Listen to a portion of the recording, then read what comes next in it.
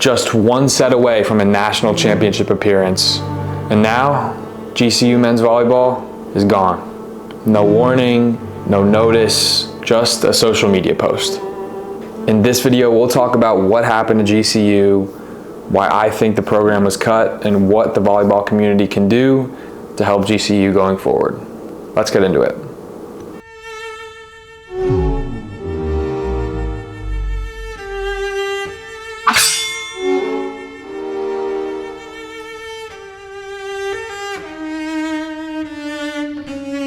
So what happened to GCU? On April 29th, GCU men's volleyball on Instagram announced in a post that they would be cutting their team and discontinuing their program from the 21 programs that they currently had at the university. In the Instagram post, GCU commented on the fact that they're trying to support their athletic department and university in the best position they can, and this move allows them to better serve and support their other remaining 20 positions and teams. The post touched on the fact that there are only 27 teams in Division I, omitted the fact that Division I is also a part of a bigger circle in combination with Division II that competes for a national championship, which embodies 66 total teams. And while it's hard to compare the total number of Division I programs in the men's game to a sport like basketball that has hundreds and hundreds of teams, using that as an excuse is, I think, pretty cowardice. The announcement came at a summer optional meeting for the team on a Monday, shortly after the season was concluded for the Lopes. And from my understanding, from what I saw online, the interim coaches weren't even included or invited to that. The other really frustrating part of the announcement of this news was the athletic department did not reach out to any of the incoming recruits that had put deposits down, had made based on an understanding that they'd be playing for Grand Canyon. On one side, I get the timing of it, because if you let anyone know during the season, that completely jeopardizes the way they approach this season. If they would have told all these players midway through the year as they're competing for an MPSF championship and say they win it, we'd be looking at this in a totally different lens. So I think the timing of when they announced it to wait till the season was over was the only thing that they really could have done. That being said, I think the way they treated their athletes, treated their incoming recruits, included the coaches, and had a little bit more respect for a program that's done a lot for them, could have gone a long way in the community in making this less of a big issue than it's turned into be. If I was a recruit going to Grand Canyon and I found out on social media that my team was getting cut and I had no contact from anyone about this, I would be really frustrated. I'd be really mad. While we talk about sports as a business all the time, at the professional level, I think that's true. If you are a player that's making $10 million a year and you get cut from a team and shipped off to another team, but you're making $15 million at that other team, that's business. But this is a lack of respect for your program, for the athletes in a sport that you've supported for 17 years, and now all of a sudden you decide you don't want to drop a dime on them. You don't want to spend any money on a sport that's given you a lot of publicity. So that's what happened. GCU's cut, and the ramifications of that could have a ripple down effect, and we'll get into that in a little bit. Moral of the story is it was announced and everyone was outraged, and on that social media post, the Lopes actually turned off the comments, which is another really ridiculous move in my book. If you're gonna have the onions to cut a program like that, at least leave the comments on and let people say what they want to say, or else it gets even worse and you just add more fuel to the fire to make people more enraged and want to find a way to correct this. Let's talk a little bit about why this hurts so much and why this stings. And it's because when you spend 17 years formulating a program and building it up from the ground up, which is really what Grand Canyon did, to achieve a lot of success. And last year they were, like I said, they were points away from reaching a national championship, and they had the team to compete for it. They had three or four All-Americans last year, and Nick Slight, Cameron Thorne, Camden Gianni, and that took a lot of time and energy and culture building to get to that point. And when you take that program away, you lose a lot of that buildup that you were creating. And I know they didn't have the same type of season this year, but it takes time to develop and retain those athletes that can compete at the highest level in the men's volleyball game. Even though people have commented so much on the success of GCU in years past, I think the thing that stings the most about this is just the impact it's going to have on the men's volleyball game. Losing a big time team in the MPSF is a setback. It is. And I'm more concerned about the domino effect that could take place of other institutions looking at their equity reports and determining what kind of cuts they want to make if they want to push money into other sports that may be a little bit more profitable. That's my concern. That's my focus. This channel is really geared towards growing the game, enhancing the game. And when we have a setback like this that deters from growing the sport, it really hurts the people that put a lot of time into building up the sport for the great thing that it really is for a lot of people in this community. I think about some of the best clubs in the Arizona area: AZ Fear, Momentum, Aspire Volleyball Club, and Arizona Storm Elite, and clubs like this that had a program in their area that they could look up to and be like, hey, maybe this is a place I want to play when I get done with my club career and can compete at the highest level on a program that's on the national stage. And that was just dismissed in an instant overnight, and that's really frustrating, and it's a thing that's going to sting for a while until we can help get this resolved. That's why it's so important that we try and do everything that we can to figure out what situation is the best to move forward here. So what's the explanation? And I immediately thought of two things as to why they would make a decision like this. And the first one is the NCAA versus the House settlement going on right now that's uprooting a lot of different institutions because they have to make decisions on scholarships and allocating money for sports and what sports they're going to pay money for kids these days because of NIL. NIL is great, but it's also provided a lot of problems that we haven't been able to resolve yet in terms of contract negotiations and developing an understanding of the full landscape on who gets what and where does our negotiating power lie between the athletes, middlemen, the universities, and everyone in between. And you have to consider the fact that GCU is a for-profit institution and they are trying to earn money. So that led me to the money discussion. So what I did was I took a look at the 2024 Equity in Athletics Disclosure Report for GCU, and here's what I found.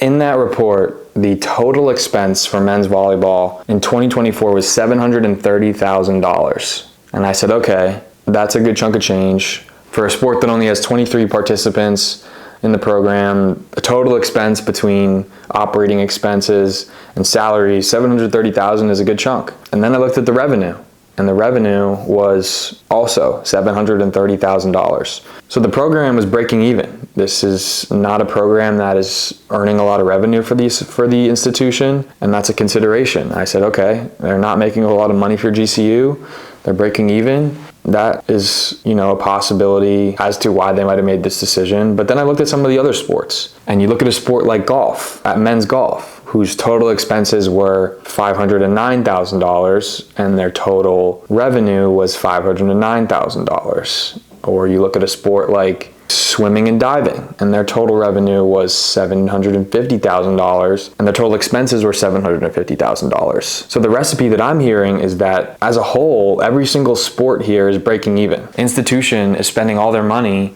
on all their sports, and whatever income they bring in and whatever money they have left is going to their coaches. Even men's basketball, the highest generating revenue sport at GCU, is a break-even sport between their operating expenses, salaries, and what their revenue is at the end of the year. From my understanding of this equity report, and maybe I'm reading it incorrectly, it's that they're not making any money as a whole from any of these sports because of what they're paying their coaches and what it costs to run these teams. So they're penalizing volleyball, who is just as similar as a couple other sports on this program, in terms of cutting the team as a whole to save that $700,000 from having a team at all. I need someone to have that make sense to me, is why it makes sense to cut a sport that's breaking even when you have 3 or 4 other sports that cost the same amount of money. The operating expense per player is pretty marginal and compared to other teams, and yet they decided to cut this sport.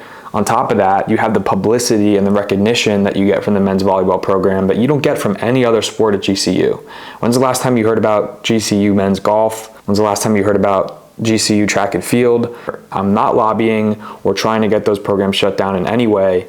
I'm just trying to make it make sense why, when you have 21 programs, you decide to pick one out of the hat that might be not connected to a conference, but is still giving a lot to your institution. So the money doesn't make sense to me. On the other hand, I looked at the report from 2023, and the revenue increased for the men's volleyball program by almost over 100,000 year over year. And that's obviously the year that they went to the national championship. That's a year that they had a lot of success with a lot of great recruits. But I have to imagine that revenue number would continue to rise up and up and up in the program, allowing them to pay more money to their coaches or take more money back from an institution level if they needed to. I think the NCAA versus the House settlement roster limits would also benefit some of the revenue sharing, with less players on the roster having to pay 30 to 40,000 less by cutting a few players from the roster itself.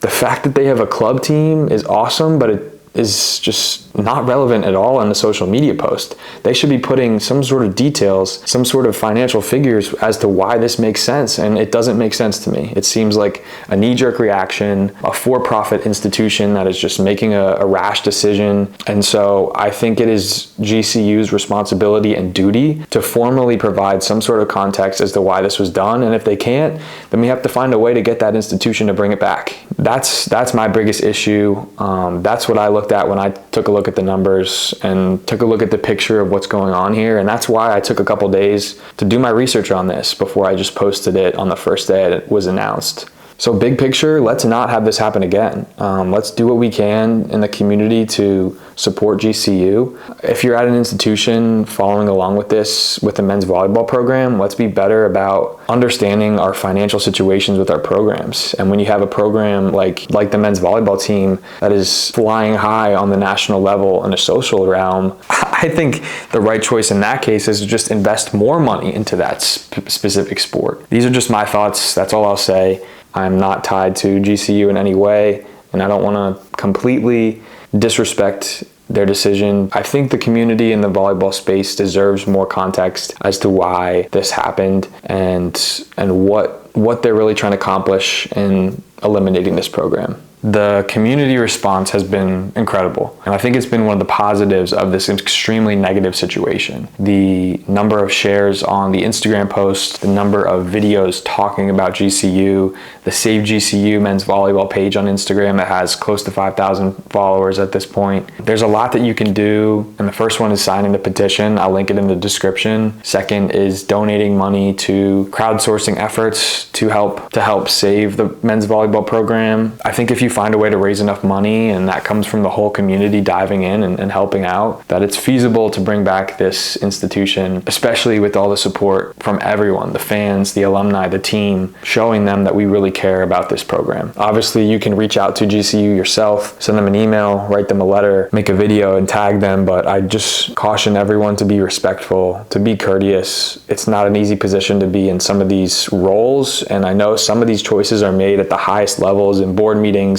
Perhaps some of the people involved aren't necessarily the ones making these calls, they're just the ones facilitating them, or there are higher powers in play that are telling people what to do. So I just caution you when you're speaking to some of the representatives from GCU, make sure you get your points across, but they are people too, and we want to treat everyone in this situation respectfully and know that it might not be their preference for this to happen either. I'd also encourage you to keep sharing the content. There's been lots of great stuff on Instagram so far, lots of coaches talking about it. I saw an Alan Knipe video. I saw Theo Edwards commenting on it, Rob on the mic talking about it, some of the alumni and former players from GCU, Nick Slight, Cam Thorne. Definitely keep sharing all that stuff. I think that goes a long way in keeping the conversation going. The minute we stop talking about this is the minute the flame dies a little bit. And so as long as we can keep that flame lit, keep it going, I think we have a way to either help and bring this program back to GCU or make sure it doesn't happen again to anywhere else in the D1 landscape. And I think that's the top priority in this whole situation.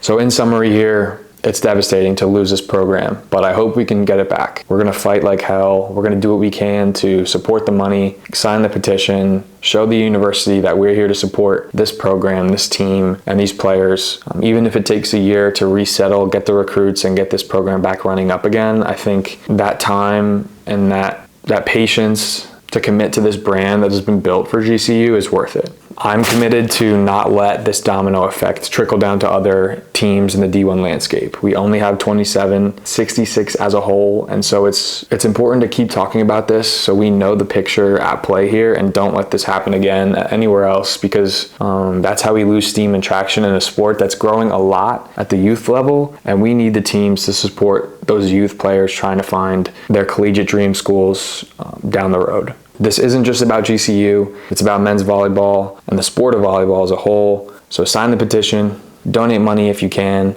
and share this video with someone that might be interested in watching it. If you care about GCU men's volleyball or the sport in general, this is the time to show up. That's all I got in this one. Thanks for tuning in, and we'll see you guys in the next video. Peace.